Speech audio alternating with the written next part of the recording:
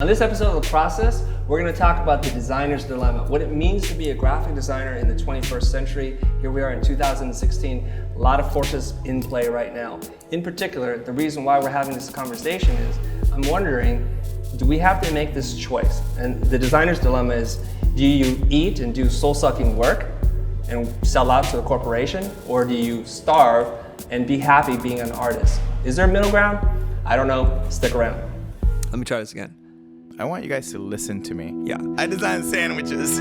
My name is Jose Caballero and I talk about the design of business. I talk about a lot of stuff. My name is Chris Doe and I talk about the business of design. At the center of this operating system, it's about understanding. Jose, can we just tell them what the show title is? I hate you, dude. You are watching The Process. Okay, so we're back. Aaron and I get into this conversation. We talk about this all the time, like, how do you bid your job? And we talk about the differences between how we bid our jobs. Because Aaron's also a professional cinematographer and editor. He shoots people, weddings, whatever. He shoots everything. And so he's like, well, I guess I'm the kind of chill guy. People come to me because they know it's not going to cost too much. It's not going to be stressful. It's low key. So I try to charge this. Let's just say he charges $5,000. And he says, well, what do you think when they come to me and ask me to do the same job? Same exact client. They're like, well, you're like, what did you say, Aaron? How do you characterize me? You're like super professional. I'm super professional, so then I'm going to charge you $50,000 for the same exact work. And he said, would they accept it? Probably. And then do you know what I do? I just hire Aaron to do the work. So then Aaron puts 5 in his pocket, and if you do the math, I put 45 in my pocket. Now, what's the difference between him and I? If we're just two regular guys, no company, no nothing, what's the difference? What do you think that is, Aaron? That's also This how Aaron. business works. That's his default answer. Michael, why do you keep saying that? That's how business works. That's how business works. Just what you just said. 5:45. I know, but he's laughing because you keep saying that. I know. So, No, that why makes do you think sense. that is, guys? Why do you think that is? And we should have a conversation about that, because maybe something I'm going to say is going to mess you up, or maybe you'll just hate me. That's fine. No, I just think you were bold enough to ask for that. That's it. Bold. That's it. I mean, There's you no said, value there? This is my value, you know, and he just underestimated himself. He left money on the table. Well, he is 20 years in. Yeah. So, okay. Yeah, I do think there's quite a few experience. factors. Experience of going through that. I mean, Perfect. There's more You got to than pay just for one the factor. studio. Somebody got to pay for Yeah. the studio. Okay. I Studio. got 2 kids. Right? As Caesar says, peace of Kids, mind. that's an extra 10 grand right there. at least, come on. Okay. yeah. I mean, if you're talking about not just being just regular guys and asking for the same thing, but because you have a studio and overhead in addition to that, you're going to ask for that Okay. out the gate. What did you You're gonna say? ask for that. I said peace of mind. Peace of mind. That's interesting. I think you've touched on something. You're making my spider sense tingle. Peace of mind. Okay. So bold, experience, overhead studio, kids and all that stuff. People don't care. Peace of mind. Any other reason why somebody can charge a lot more than others? Along the same lines as peace of mind, that people are willing to pay for trust. Trust. Okay, that's another word for Right. peace of mind. So, right, so your space, your business, your history, all factor into trust. History. Yeah, Okay. trust is good. Let me ask you this question, okay? Let's just say all this is gone. I'm working on my house, in the same house that Aaron works out of. And I go to meet the client. I'm going to ask him for the exact same number. So now what's the difference? Well, I still can trust you because of your essence. I appreciate that. Possibly. No, you already said it. It's cool. It's on film. Don't worry. Go ahead, it's on. Go on. But I potentially could still trust you with your confidence, personality, and business sense, Experience. and persona. Yeah. Okay. So let me ask you guys this question then. She said personality, all these these very intangible things. This is good news for you guys, because you can't say you have 21 years of working, because you can't. That's like something you can measure. So what is it that I can do in front of you and with you to let you know you can totally trust me? Take away the portfolio. I don't need to burn it. I sold it. I signed a non-compete clause. Can't even show it. I sold the company. I'm just me now in a car, just like you. What do I have to do? What is it? Well, I think you believe in yourself, and so now I believe in you. Okay, how do I show you I believe in myself? Passion. And thank you for saying that. Passion. I'm guessing, right? So eye contact, posture, voice. So Aaron's like looking on the floor. He's like cold, wet hands. You know, what are you talking about here? I mean, Aaron, drop your hands up before you talk to people, all right? Will you do that? Sleepy Castle comes in, all right, I'll do it for 5. Because you were talking about dating before, so isn't it the same? I mean, I guess it's also a fine line too, but there's the element of game. I mean, you don't want someone that's gonna swindle you, but you want someone that has their life together. Their stuff together. Life together. Totally. How do you know that though? Do you guys think about this? If you're, looking at a girl and you're single, what are you thinking about? And if you're a woman looking at a man, what are you thinking about? Like, what does that person have to say, do, or what is it that, if you guys, I'm going to tell you the answer. It's not like I'm torturing you on purpose, sort of. But what is it? Like, you guys ever think about this? Like, why can Paul Rand, God rest his soul, why can he charge $1 million? Why can Saul Bass charge $1 million? Why can Michael Beirut charge a lot of money? And that same designer that actually drew the logo in his shop cannot go out and get that same thing. And if you strip it all away, what is that thing? Rachel, do you know? Communication. Communication? Mm-hmm. What do you mean communication? Michael's shaking his head no. No matter what you say, he's going to shake his head. It's going to be opposite. It's all right, okay. Right. What is it? So it's, again, comes down to trust. The more you communicate about and reflect your client, I feel like you'd be able to connect with them more. How do you earn trust? Go ahead, Caesar. I think you might have the answer. Do they know how much they're worth? I mean, they know how much they're worth. The client? No, the Saul Bass. They know how much they're worth? Yeah. I think they know how much they're worth. Yeah. So I would just say that Confidence? Is that that what they you're saying? know that that's how much they're worth, and they're not willing to go down or. I'm not sure this is true, and I don't know, obviously.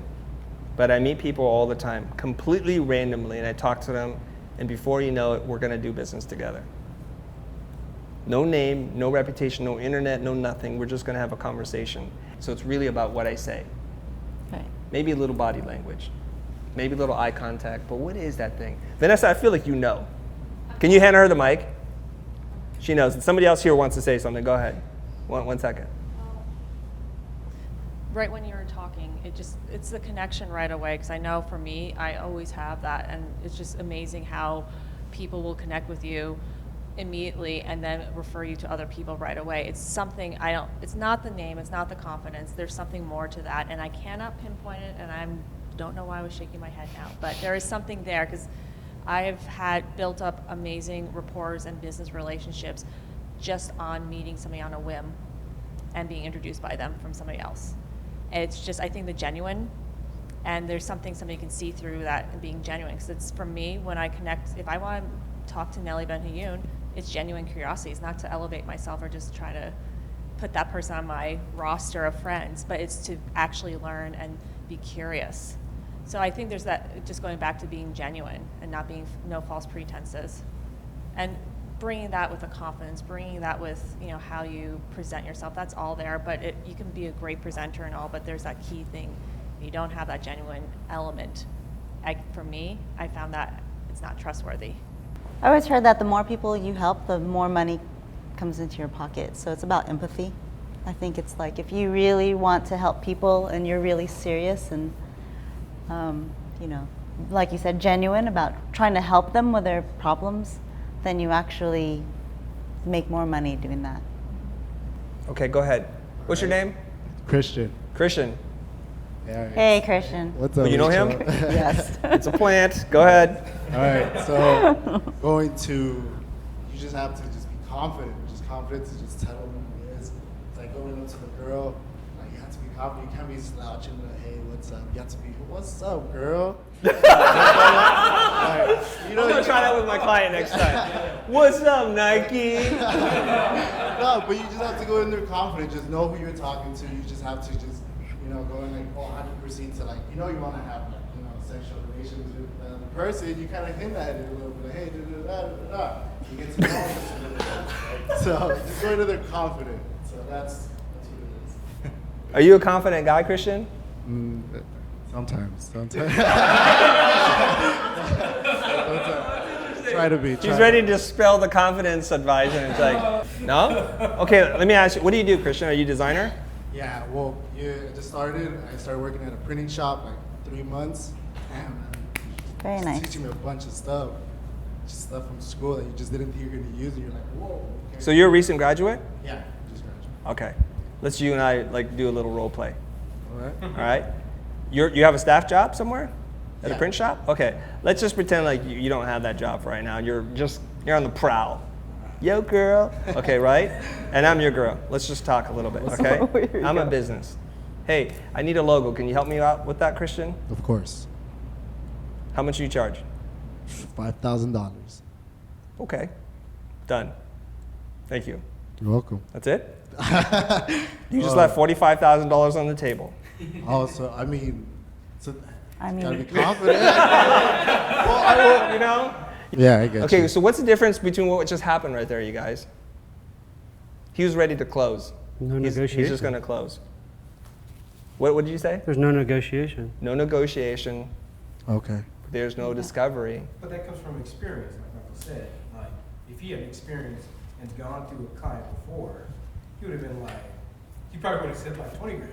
well, You know. to me, it was Is that like, all that is? it was empathy again, right? I mean, Christian was only thinking about himself. Like he said, $5,000. Yeah. And that's what I want, Yeah, right? He wants to Instead have of he's sexual asking- relations. He just I wanted know, He's not thinking but of the value he's it's not gonna thinking create about him. what Chris wants. What does Chris want? Who is he? No, it's about the value he's going to receive. Yeah, but what I'm saying is that there should be always questions. Right? Yeah, there should be more questions, of course. So you should have asked more questions to figure out the value. Absolutely, Yeah. That's the beginning of where I'm going with this. Gotcha. absolutely. Okay, so we're going to have dialogue with each other. And I know this. If I meet a person, I don't want them to talk about themselves very much. I want a person who's into me. I want them to know about me. And so how you elevate yourself, I genuinely 100% feel this in my heart. Some of you guys may not agree with me, but the way you demonstrate your value is by the quality of the questions you ask. Now, it takes some experience to learn what kind of questions to ask, but if I gave you my playbook, you could do much better than you did today. You can be taught some of the questions, but the questions really dive into what you know and what you think about. So let's play a game. The game is this, okay? Try your best to diagnose for as long as possible without prescribing until you can't take it anymore. Stay in the diagnostic phase. If you think about every professional relationship you've ever had, doctor, mechanic, carpenter, pest control, dermatologist, the hairstylist, whatever, the person that spends the most time learning about you, your needs, your wants, your dreams, your hopes, whatever it is the person you will trust the most. Because they're not quick to close.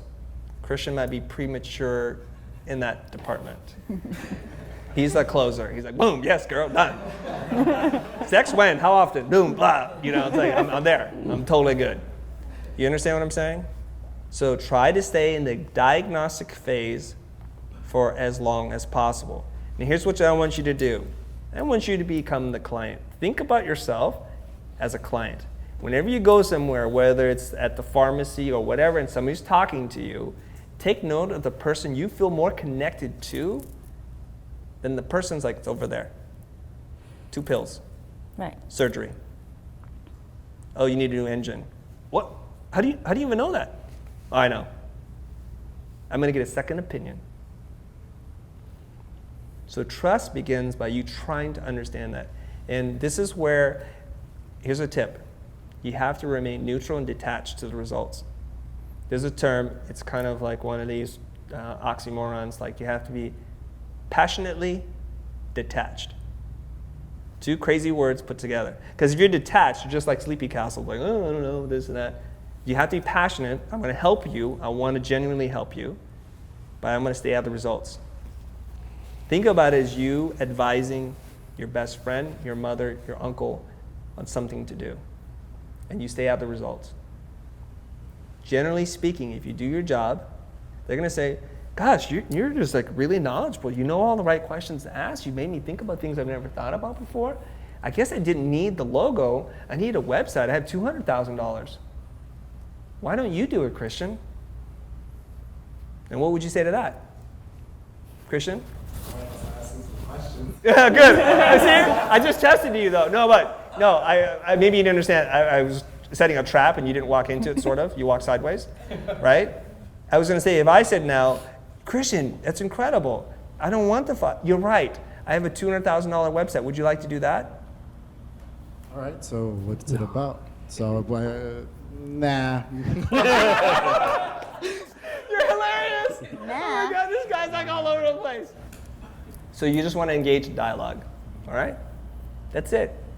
One of the biggest things. So we think, as a community, you have to have the name, the awards, the studio, the portfolio, whatever it is. Those are all just excuses, I think. When you have to look inside, you have to start to believe in yourself. All things can happen once you have that mastery mindset. I really believe that. Now, some of you are sitting there, yeah, whatever, dude. So those are you guys that are like, no, that's not true. It's not going to work. Let's hear from you guys so we can get a little bit more of a dialogue going, yeah? When I mean a dialogue, I mean a fight. But that's code word. Dialogue. So I coach a group of people. They're about 130 strong right now. And no matter what I say, I've told them this information. This is why I know I just didn't make it up on the spot. They're still sitting there, no, because you have this, because you've done that, and just, why do we believe we need some other thing, some other external form of validation to then go and see that we're worth something? Because I know I'm saying this and it seems to make sense to some of you, and some of you are like, it's not going to work. Because you've done that, you've had this attitude. I'm going to share a story with you. I've not shared it before. My wife reminded me of this story. I think we're about 1.5 years into the business, ups and downs. And literally we're coming off one of our lowest points. I had a couple of friends that worked for me. I had 3 months runway at that time. This is a year out of school starting. I had no experience. About 3 months of runway. I came in. They were all women. I said, girls, I'm out of money. There's no new jobs. I've tried everything I can do, which wasn't much, to drum up new business. Nobody's calling. Our 2 biggest clients already left us. We're done. So you guys go find a job, live your life, do whatever you need to do. By about Christmas time, we're out of money. I'll pay you right now in advance. This is all the money I got. Okay? And God bless them, they're my friends. Like, nope, we're going down with the ship. I'm like, there's no point. The ship is going down. Save yourself, Rose. Save yourself. But they sat there, and you know what we did? Every day, they'd show up at 10 o'clock, come into my studio, boom, in downtown in the brewery. We'd sit there, and we'd play Pictionary all day long. It was an amazing time. I love that time. Then we'd go to lunch. We'd go to Baja Fresh, whatever it was. And then eventually it's like, he wasn't kidding. There's no more work. We haven't done work in weeks. We've done nothing. We've just looked at each other and made dumb jokes all day long, right? And so they left. So now I'm kind of in this low. But I still have money. I'm just saying as a company, I just can't go into the red. So I'm done. And we're sitting there. And lo and behold, the phone rings. It's like, oh, okay. Now somebody that I helped out in school, this is about paying it forward, who I did some work for free. She recommended us to somebody else. And then we did their logo and identity system for money. And then they got a job for Buick. And this is when they were spending money on commercials, okay? For Buick, this was many years ago. And then they said, we put you up for this job. We know you're really good with design and typography. Like, that's cool. So this is like 2 relationships removed now. And so they called us up and said, meet us out in Alhambra, like next to Bob's Big Boy or some burger place. We're out there, I meet with the director and we talk, and she starts saying some things about what it is that they want. I asked lots of questions. I said, oh, okay, I think I know what you want. Now, it just so happened that 2 weeks before, one of my friends introduced me to this guy named Dan Coney. And Dan shot optical titles. You guys know what I mean when I say optical, like with a real 35mm camera with film? He would move and expose and move and expose and do lights and all. It was really cool. And as a digital kid coming out of school, not exposed to film, this was really amazing. So I sold him on this idea. We're gonna shoot your titles. It's gonna be amazing. It's super organic. Light field. It's gonna move like this. And she's like, that's pretty good. I went back home. I popped in Dan's reel. I digitized it on the Avid that I had. I cut it up. I put the parts together that I thought were relevant. I sent it to them and said, does this look like something? Yeah, we want to do that. How much will it cost? This is where it's going to differ between you and me. There's already a couple of points that are different, right? How much is it going to cost us to do? I did not sit there and literally think, well, Dan charges this. It will take a day and a half. Well, that's this rate times this, and I want to make a little money on top. I just said, I went $48,000. And you're sitting there, where'd you get that number from? I did a very scientific approach. I went like this, I went like this, and I did like that. Right? And it's like, that's the number I want. Because I don't want my runway to be a week, 2 weeks. I just want to make enough money. Right. If I can get it, I don't have to work for 6 months. Here's the crazy thing. He said, yes, we did it. I paid Dan. So I was just a broker of this kind of stuff. Because Dan doesn't know Pam, Pam doesn't know Dan. They don't know each other. This is, Michael, what are you going to say? That's how business is That's done. how business is done. Hashtag, that's how business is done. Okay, please.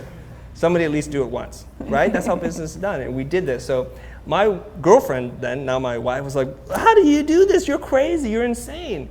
You sold work that you didn't do for a price that it didn't cost. What's wrong with you? Let's go eat. Where do you want to go? Now you're saying because of experience, dude, I was like 22 years old. I barely worked for anybody. And here's what I boiled down to. Here's another little nugget I can share with you guys. Is I was too stupid, too young, too cocky to know what the rules were that I didn't even play within the rules. It almost feels like the more you learn about how things are supposed to work, the more you start to sell yourself short. Right. Sometimes dumb is good.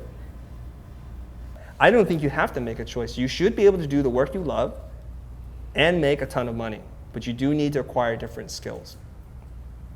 I define doing good work as solving a client's problem.